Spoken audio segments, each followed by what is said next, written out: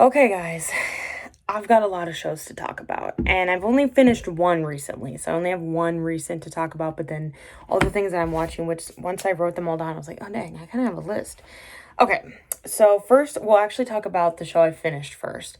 So that was a K-drama called Teach You a Lesson. Now, okay, so the premise behind the show is a little weird. I will specify that because it could come across as kind of messed up, but it's really good. So basically, it's about these one, two, three, four people.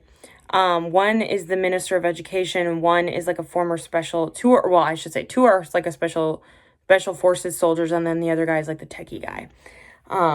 He's like really smart or whatever.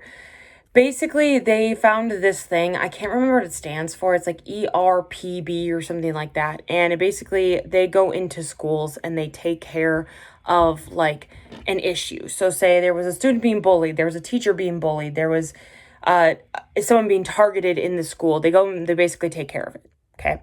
So the whole point is that they're trying to protect teachers, but then also, of course, students at the same time. So initially, the main guy who's super sexy and super hot does go into this school with all these little punks and does start beating kids up. Now, I would like to point out nothing he's doing is permanently damaging them. And the show does make a point of acknowledging the fact of like some people learn by like words and some people learn by actions and seeing or like whatever, however they phrased it. But basically it's just like these kids will not learn unless they like the kids that are beating up other people need to be beat up. It's a little messy, you know, and everyone has their own moral compass. Personally, for someone who's watched several shows where the bullying was so atrocious in these shows and the bullies didn't always get like in trouble for the things that they did or didn't get like properly, educated and then like sent to prison because a lot of these people need to be literally in jail. I found it incredibly satisfying. And it's like you can take the moral high ground and you can be like, "Oh, well, they're just as bad because they're beating these kids up and all these things." But I was like, "Okay, but these kids are trying to kill other kids." So I don't know, I don't really feel bad for them. And maybe that's wrong. Maybe that's a bad sense of like whatever, but I also keep in mind this is fictional. It is not real. This is not actually happening. But the bullying things that happen and the horrible things that happen, that actually happens. So I don't know. That's maybe my justification for it. And there was a case, I think it's based on a true story, but there was a case of a teacher who had this student in her class and he was pretty young. It was like, I think it was like kindergarten. And the mom was like psycho, like insane, like micromanaging, but to the point of like harassment and so insane that the teacher like killed herself, like literally was like so bad. And so supposedly one of the episodes, which is like episode like I don't know, like 5 or something, is based on I think that story, but in this story they obviously help the teacher so she's able to like live and be a human. But this show introduces some of the most egregious bullies I've seen in a while. And one thing I will say is K-dramas, I don't know what it is, and I think it's because of Korea specifically. They have some of the most insane bullies maybe that have ever existed because a lot of these bullying stories are based in fact. Like these happen to actual kids. This situation actually happened, and it's such a big deal that to be accused of bullying in Korea is such an enormous scandal that it almost always will like dox you. Like you're done. You're cooked. You got accused of bullying, like seriously accused, not just like he is a bully. Because also, of course, people are always going to abuse that because they know that being accused of being a bully is like a big deal. But like they'll do that and they'll falsely accuse, idols, or they'll do actors or whatever. And then that follows that actor around. Whether it's true or not, it's hard to know because it's also like you have to look at the trend of, is this actor, getting really famous and just got a big breakout? Oh, and then a weird bullying scandal comes against them and it didn't happen 20 years prior in their career, but now when they've blown up now, and I always feel like the whole victim thing is such a tricky, slippery slope because a lot of time victims don't feel safe to come forward, and so they don't for a long time. And then people are always like, oh my gosh, why did you wait so long to come forward? Like, this is crazy.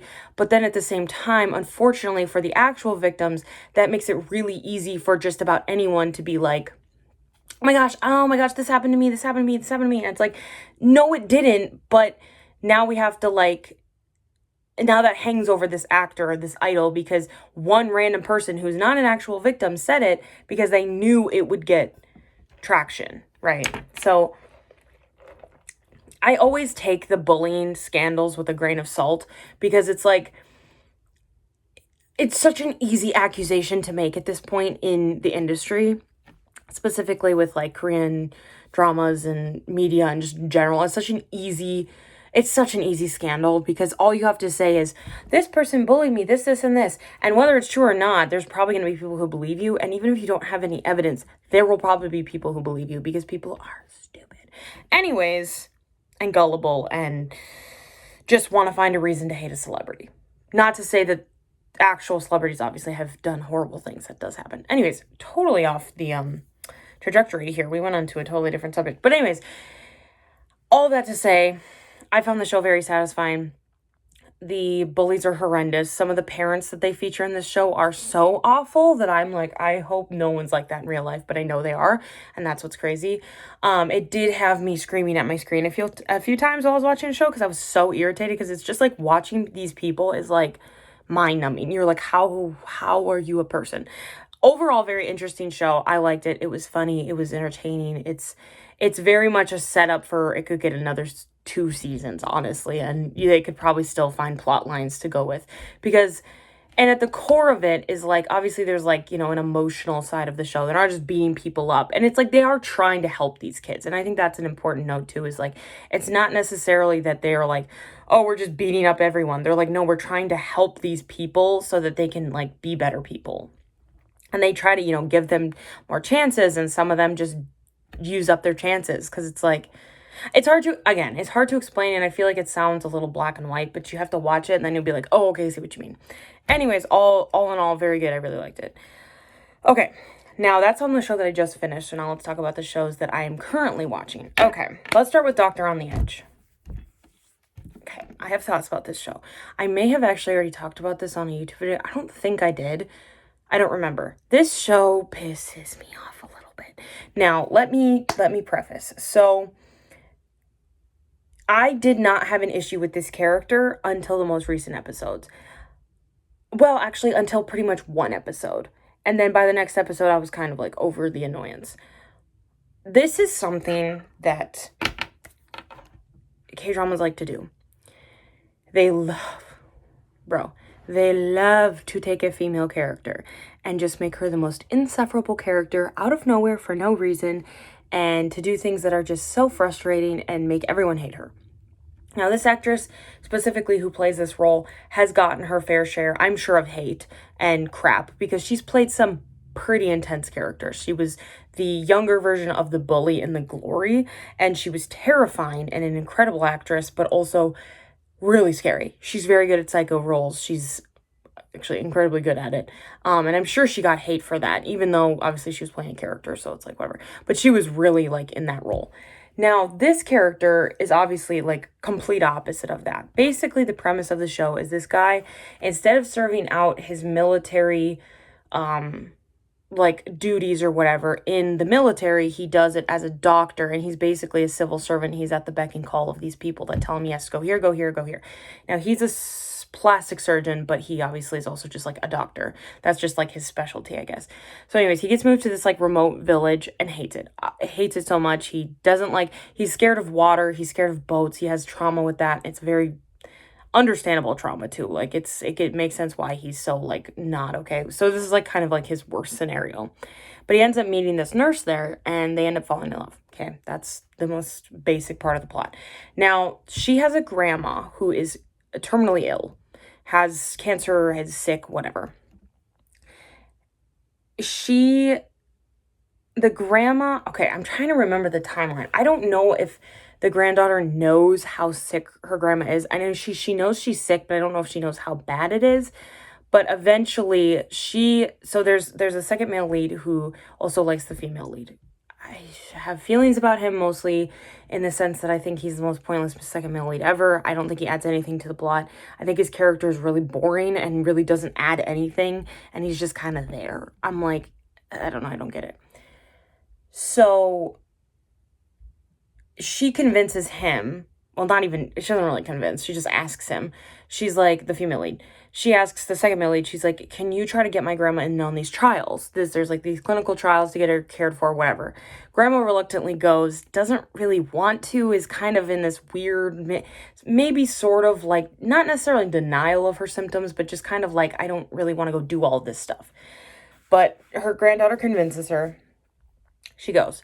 Now, the main male lead is at the hospital at the same time. I'm going to be very honest, I don't know why. And I realized that when I watched the shows, I was like, why is he at the hospital? I don't even know. Because she's on like the mainland big hospital, whatever. She's there, basically decides, I don't want to do these clinical trials. I want to die as my granddaughter's grandma. I don't want to die half conscious, hooked up to a machine, a breathing machine. Because she sees someone and it just kind of reiterates in her mind. Now, this is when we have this conversation with our granddaughter. Not just everybody, but our granddaughter. But no, she doesn't do that. So this is the fatal, unfortunately, also fatal part of this whole plot, is that the granddaughter and the grandmother have horrendous communication. They don't talk to each other. And they're supposed to be very close. And I know the show's angle is like, oh, well, it's just so emotional and it's just so hard and she doesn't want to acknowledge it. And I was like, I don't care. Talk to your granddaughter. Tell her that you don't want to be alive anymore. Or at the very least, you don't want to go do a bunch of trials and do a bunch of medication and all these things that are painful and difficult, and you're already old and you're already tired and you don't want to do it. No, she doesn't tell her granddaughter that. Her granddaughter also, in turn, doesn't have these conversations with her grandma that are important conversations. They have them with everyone else but each other. So lo and behold, the grandma dies. That's a big part of the plot. It's a big moment. Of course, the granddaughter is absolutely devastated. She kind of had a fight with her grandma, never really got to reconcile before her grandma died. It was very sad. Really good acting on her part. But in turn, she blames her boyfriend, because at that point, the main male lead is her boyfriend. She blames him because he didn't tell her that the grandma refused the clinical trials, and she just finds out, I think. And so she's super mad at her boyfriend because of not telling her, but then also of not convincing the grandma to do it, regardless of the fact that he, as the doctor, was respecting his patient's wishes to not tell her granddaughter, which is stupid. That's another issue on the grandma's part. Just tell her. I don't know why you guys have to keep everything secret. But then also in turn, he didn't convince her to not do the clinical trials. He just listened, and she clearly didn't want to. So he was like, okay, well, you don't want to.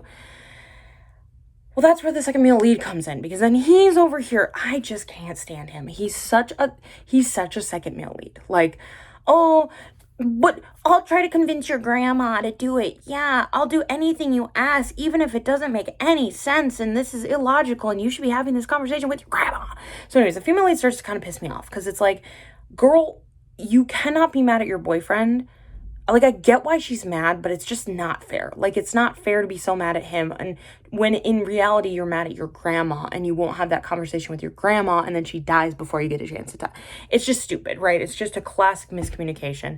And because this all kind of happens in like episodes like 7, by 8, which is the episode I left, that was like the most recent episode, they work through it. She's fine. She even acknowledges to him. She's like, I'm not mad at you. I don't hate you. It's just every time I see you, I want to cry. And so I just can't be around you. You have to just like ignore me. And he's like, oh, I can't.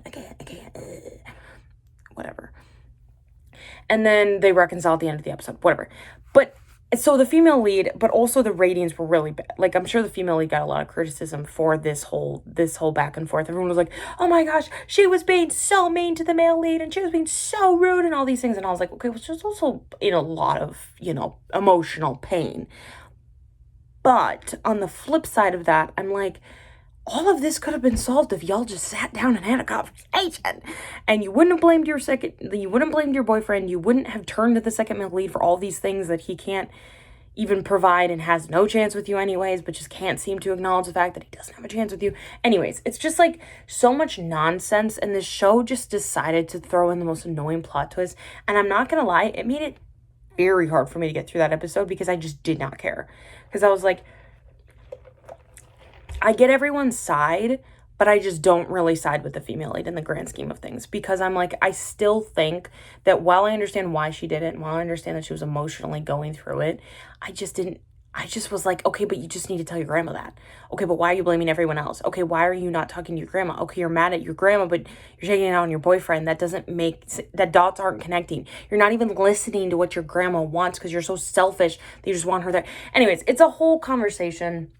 It's the whole conversation of like, oh, I don't want to let you die. Of course, I'm not going to let you die. You have to stay. You always let me get my way. So you have to stay alive for me, and I can't lose you, and all these things. And it's kind of selfish because it's like you're not listening to what the person who's literally dying is thinking. So I don't know.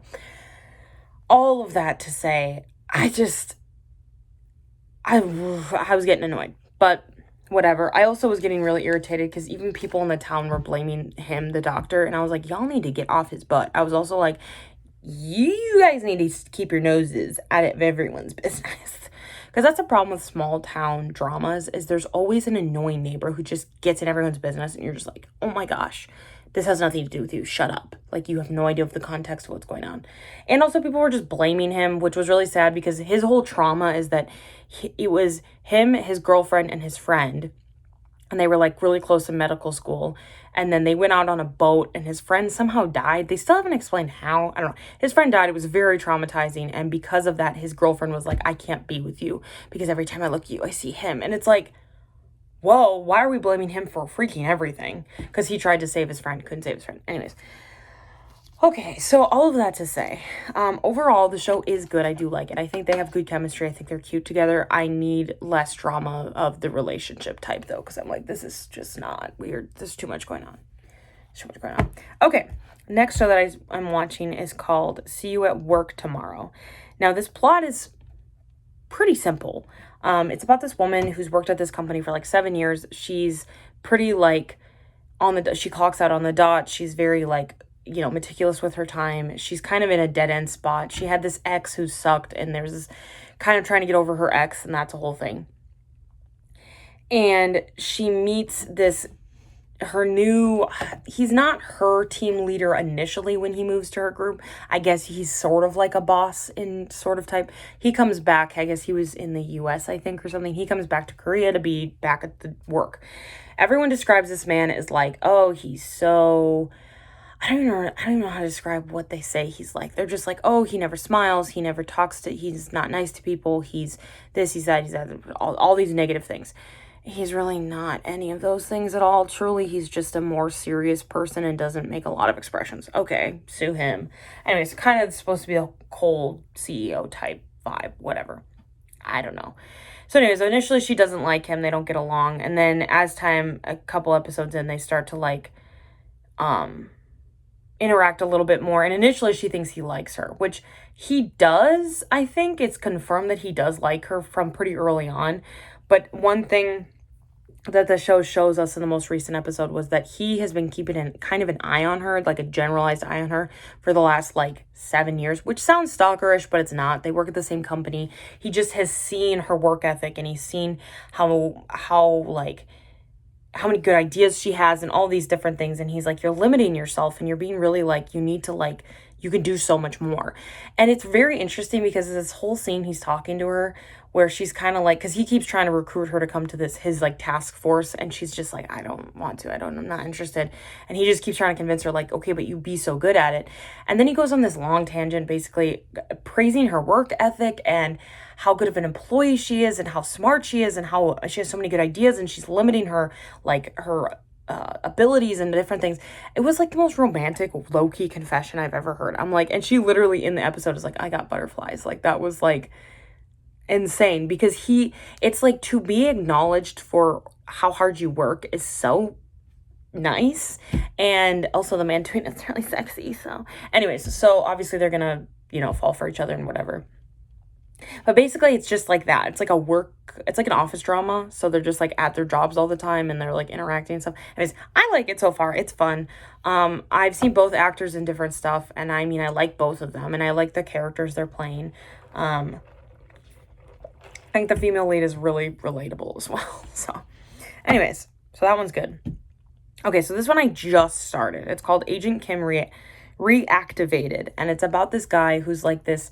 He's a single dad. I should say he's a widower, and he's raising his teenage daughter alone. He's a very meticulous dad. He's a very put together. He's has a whole routine for everything, whatever. He kind of has a weird relationship with his daughter. Like, he loves his daughter and she does love her dad, but she's kind of in this weird, rebellious, like weird phase with him where she's just like doesn't really talk to him. Anyways, the whole premise of the plot is that she gets like kidnapped or goes missing, and he's trying to find her, and he has to reactivate his super secret spy things. Because of course he's like this super sexy ex-spy. He was like a North Korean recruit, and he like defected and then went into like the South Korean, like, I don't even know, like, it's super secret agency. He's killed so many people. He's so skilled. He's super sexy. He has a lot of scars. That was weird. I don't pretend you didn't see that. I don't know what that was. Anyways, he's super hot and he's a good dad. So now he's trying to find his daughter. That's literally the plot. And there's not much has happened. It's only been like 2 episodes, so there hasn't been a lot. And his daughter, of course, was being bullied by the suckiest people, and I was just like, oh my gosh, so annoying. But otherwise, yeah, really interesting. The main male lead's sexy as heck, and yeah, I'm enjoying it. And then he has two guys that he was like, they haven't given their full relationship yet, worked with. He's like friends with them or whatever and has known them for a long time. So I think they are also coming to the plot and like help him look for his daughter. Anyways. Okay. Final season of The Bear came out last week, I think. So I started that. I don't know if I've ever made a YouTube video talking about The Bear, because it's like just not a show that it was in my head. It was like, oh, it's not a K-drama, so I'm not gonna like talk about it on a YouTube video. I don't know why. The Bear I've consistently watched since it came out. I've watched every season. I've watched every episode. I haven't finished. They released right before season 5 of The Bear came out. They released a single episode. It's like an hour episode called Gary, and it's Richie and what is his brother? Mikey. So it's them before everything happened. And it's the whole episode is them going to Gary, Indiana. That's like the episode, and everyone's talked about it and said it's such a good episode and it's so emotional. It shows Mikey and Richie's relationship really well. I haven't finished it. I only started. I only got a couple minutes into it, so I need to watch that eventually too, but that goes along with The Bear. But anyways, so season 5. Oh my gosh, so already everything's going wrong, because that's how this show goes. But one thing that's very interesting is Carmi has been like the forefront of anxiety in every season. Like, he has been the most intense, never calm, always got something. He's always yelling, he's always freaking out. And so far in this season, he's been so calm, and it's very weird. But I think a big reason he's been so calm is because of what happened at the end of the last season, where he was basically just like, I don't want to do this anymore. I don't want to be the head chef. I don't even want to be a chef anymore. Like, I don't want to do this. Sid, it's you. And so they have a lot of tension between them, a lot of unspoken weirdness, because you can tell the way these actors portray these characters, you guys, it's so good. Like, you would think these characters are real people, like the way they portray them and just the nuance of their face expressions and the non-verbal cues of like what they're doing and their eyes, like the eye acting and all these things. And Sydney and Carmi already have such an interesting relationship of like such deep respect of friendship, and also like, I respect you as like a chef, and they just have such a partnership. But then at the same time, they also have the worst communication skills maybe known to man, and they're so hard. It's so hard to sometimes watch them talk, because it's like, why are you guys so bad at talking to each other? It's like, you don't even know how to talk to each other. And it's just funny, because it's like, it's funny in a sad way, because it's like, why are you guys so bad at communication? But there's so much tension between them. Unfortunately, not romantic tension. It's more just like, there's so much, seems to be a lot unspoken on Sydney's part, and I don't think she's okay with being like, I think she's okay with being in charge, but I think she would rather be partners with Carmi. And that was their whole fight at the end of season 4, where she was like, we're partners. Like, why do you always do this? You sabotage everything. You do this. And he's like, we're friends. And she's like, you're not acting like my friend. And it just, oh my gosh, they broke up. They literally like had like a friendship breakup, and it was like so sad. But then they worked it out, and obviously they're fine. But they're not fine. I mean, it's very clear that they're not fine because Sydney got super mad and annoyed and all these different things. And I just feel for Sydney, for her character in general, because I just think that, I think it's Io, I think it's Io, the actress. She just plays her so well, and she's such an interesting actress, and she's also such an interesting character because she's so awkward to watch sometimes, and so like the stuttering and the tripping over the words and all of these things, it's like so weird at times. Like, it can almost be like, this doesn't feel like a real person, but then at the same time I'm like, but she also does feel real. So I don't know, I just think the way she plays her is really well. Anyways, so overall, so far, the show's stressing me out, as it always does. That's pretty normal. That's pretty typical Bear situation. But I have seen clips of the end of the episode, or I think it must be probably like the last episode. And guys, I will always be a Sid Carmi shipper. Sorry, sue me. Oh my gosh, men and women can't be friends. Blah, blah, blah, blah. Oh, they're just friends. I don't care. I want them to kiss. So bad. I know they won't, and in a weird way, it's like, as much as I ship them, I also like think it would be so weird if I had to watch them kiss. Like, I'm like, oh, I want to watch them, I want them to kiss, but then I actually think about it, I'm like, oh, it'd be so weird. It's like their relationship is not the kind where I necessarily need to see like a super, like, they don't need to like make out or anything. I just want them to like hug. I really like when they hug. I think it's so cute. They've had a few hugs in the show and over the few seasons, and every time they hug, I'm always like, oh my gosh, they love each other, they're best friends. So it's like, I ship them really aggressively, but I also don't at the same time. Like, I am a shipper to my core, but at the same time, I'm also like, I don't think I'll ever get anything romantic between them, and that's okay. So, and I'm also okay with the idea of them just being like, I think people use the word platonic a little too loosely, because I actually looked up what that word meant, and it basically means you're like physically affectionate with the person without it being sexual. And I'm like, that's not really the vibe that I'm looking for. It's more just like non-romantic best friends. Like, they're best friends and they're partners, but not in a romantic way, basically. I'd be okay if it ever got romantic, but it probably will never, especially since I think this is last season. I also, from everything I've seen on like the thumbnails of the episodes, I think this season is like one day. Like, I don't think it's, because usually the other seasons are like multiple days or like multiple weeks or whatever. I think this might just be one night, because it seems like where they're sitting with where the restaurant is and how bad everything's falling apart, it really is not giving that they're gonna last a lot longer than this episode. So we'll see. And my big thing with this show is less that I want everyone to have a happy ending, because I don't think that's a realistic ending, but I want everyone to be in a somewhat okay place. That's, I guess, my big thing. I mean, Carmi is about 10 times better than he was even in the last season. He's so much calmer and just like way less intense, and you can tell how intentional he's being. Anyways. And of course, Richie, the love of my life. I love him so much. He's like my favorite character. Oh, he's just being himself. Okay. Last show I want to talk about. Okay. Buckle in. I started The Walking Dead.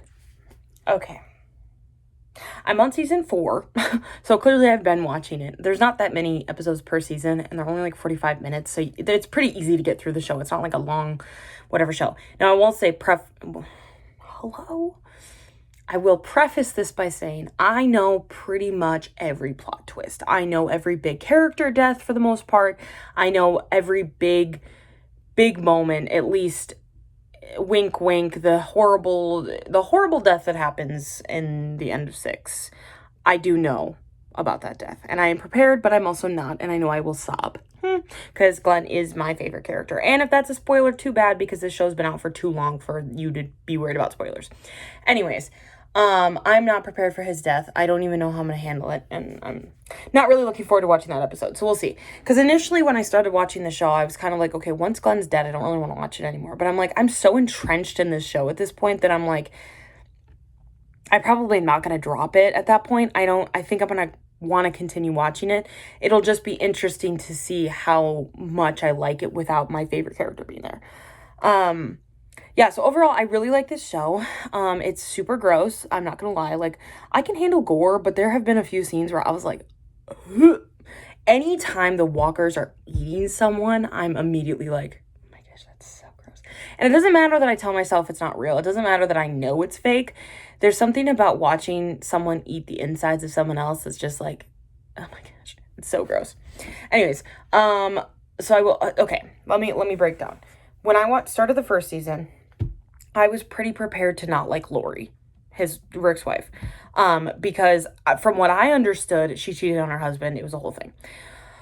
Watching the show, I got to understand Lori a lot more, and I think that the people that hate Lori are just maybe a little sexist, because in the grand scheme of things, she really didn't do anything that crazy. And also blaming Lori for Rick killing Shane is so stupid and weird, because that's like when you take a female character and you make them the reason that someone else died, even if they didn't really have anything to do with that, it's kind of crazy, because at no point did Lori want Rick to kill Shane. There was never a point, and in fact, they had a big emotional spat because that he ended up killing Shane. Like, that was a big issue, because she was just like, couldn't, whatever, I don't know, handle it, couldn't process it, whatever. So basically, let me give you the backstory of them. So we have Rick, the main character, we have Lori, his wife, we have Shane, Rick's best friend. When all this crap goes down and everything happens, they think Rick is dead. Lori and Shane have a little, if you know what I'm saying. And it's kind of weird. I will acknowledge the fact that it is a little weird. But, excuse me, in Shane and Lori's defense, technically they both think Rick is dead.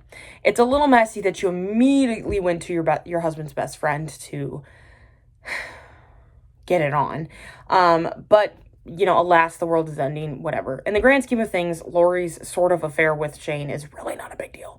So anyways, Rick comes back, is alive, finds his son Carl and his wife Lori.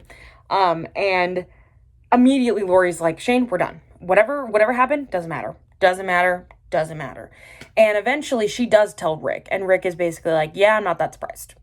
I kind of assumed as much. And it's so weird, because it's like, you would have expected him to be so mad at Lori, but it's like weirdly like he totally gets it, and he's like, yeah. And then he doesn't even find out about it, or they don't talk about it until later in the show. So it's like, it's not something that's acknowledged for a while.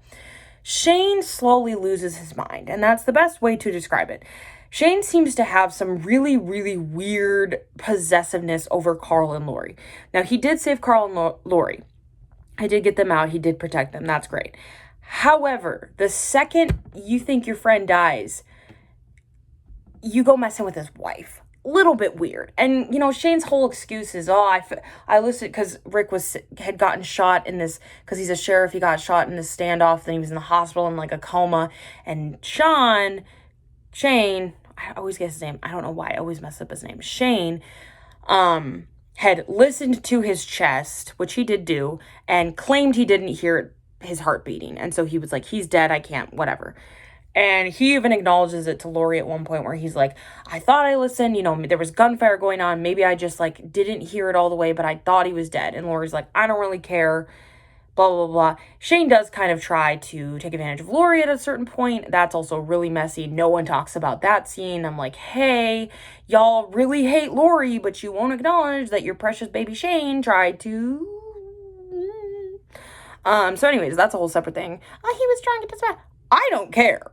Now, I have mixed feelings about Shane to begin with, because when the show starts, I liked him. He was a good guy. I think he was solid. He just goes so insane so quickly and loses his mind and tries to kill Rick so many times that it's like, when Rick and Shane finally have their standoff, Shane brings him out into the field to kill him. It was the whole point.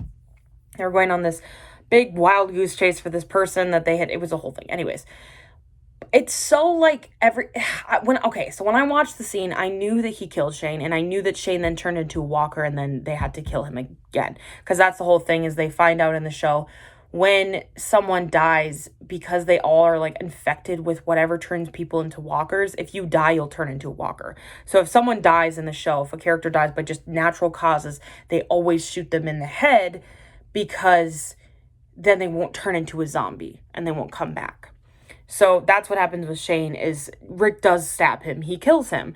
And it's like, it's the whole thing of like, some people could justify it and be like, well, Rick was being preemptive. Like, he killed him because he knew that Shane was trying to kill him. He also knew that Shane had tried to kill him several times before that.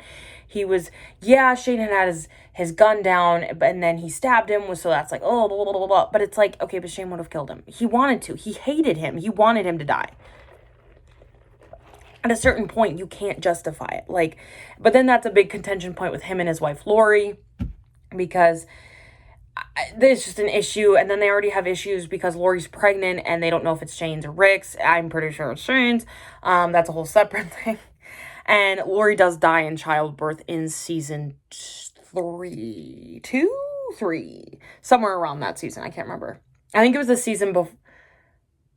I think it was the first few episodes of season 3, I want to say. So it's been about a full season since she died. Very sad, because she dies in childbirth. I mean, it makes sense. Like, she really wasn't, I'm so sorry, but like they had no way to help her give birth in a way that she wouldn't be. I mean, people die giving birth in a hospital. So it's like she was out in the middle of, they were in a prison. That was their current setup, was an abandoned prison. Her death is really sad. Rick goes insane, completely loses his mind for like a solid few episodes. And then thankfully comes back. And then obviously a lot of other stuff happens. There's a lot of other characters. There's a lot of other deaths. There's a lot of other things. But now I'm in season 4. They are in the prison still, and they had more people added to their group from a different town that had this other crazy guy called the governor. He was oh my gosh, he was so annoying.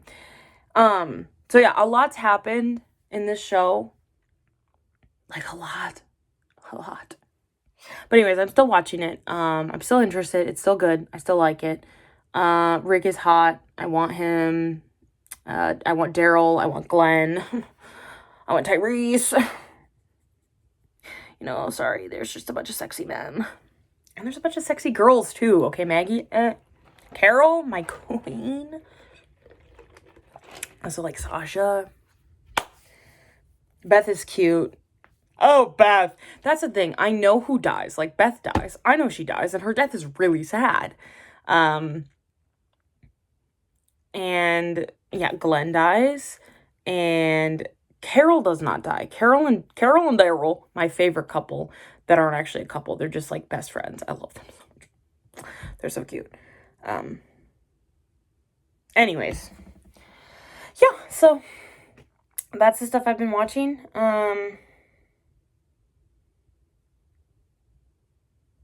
Sorry, I was just losing, I was trying to think what I wanted to name this video to get more likes. I'll honestly probably call it something Walking Dead related, so I can get more views. Anyways, okay, bye, love you.